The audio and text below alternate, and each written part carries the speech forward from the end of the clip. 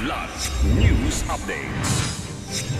Mga balita ngayon, 18 miyembro ng Dawla Islamiyya at Bangsamoro Islamic Freedom Fighters sumuko, 42 armas isinuko sa Maguindanao del Sur.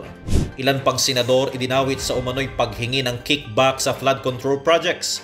Jessica Sanchez wagi sa America's Got Talent Season 20. Ako po si Cesar Soriano, para ihatid ang mga nangungunang balita sa buong kapuluan ngayon.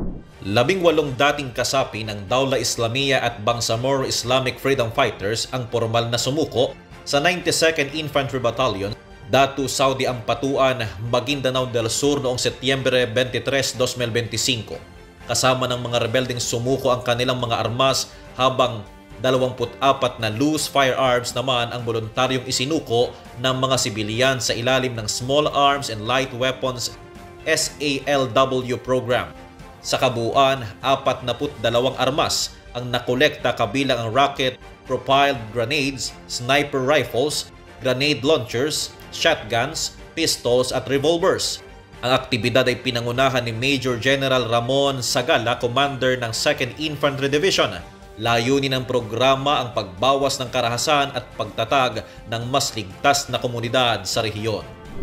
Ilan pang dati at kasalukuyang mambabatas ang idinawit sa umano'y anomalya sa flood control projects. Sa pagpapatuloy ng pagdinig sa Senate Blue Ribbon Committee ngayong araw, pinangalanan ni dating DPWH Undersecretary Roberto Bernardo sa kanyang affidavit sina Senator Chis Escudero, mga dating senador na sina Bong Revilla at Nancy Binay at ako Bicol Party List Representative Saldico. Sa pamamagitan ng kanilang mga staff, humiling umano ang mga nabanggit na mambabatas ng 15 to 25% na komisyon mula sa listahan ng mga proyektong kabilang sa General Appropriations Act o GAA. Personal umanong ipinadala ni Bernardo ang cash na bahay o opisina ng mga mambabatas o ng kanilang staff. Dawit din sa salaysay niya si Education Undersecretary Try Give Olivar na humingi naman umano ng 15% commitment.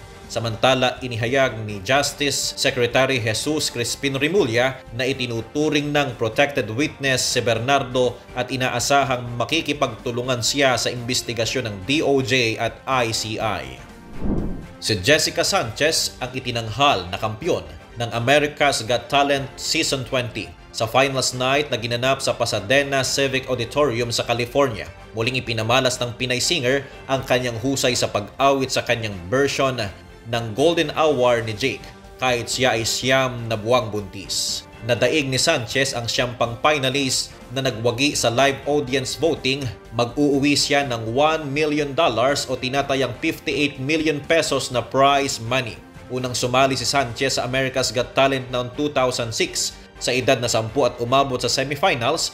Lalo siyang nakilala ng hirangin siyang runner-up sa American Idol Season 11. Para sa Kidlat News Channel, ito si JP Adaw, nag-uulat. Ako po si Cesar Soriano, kasama nyo sa bawat pagputo ng balita.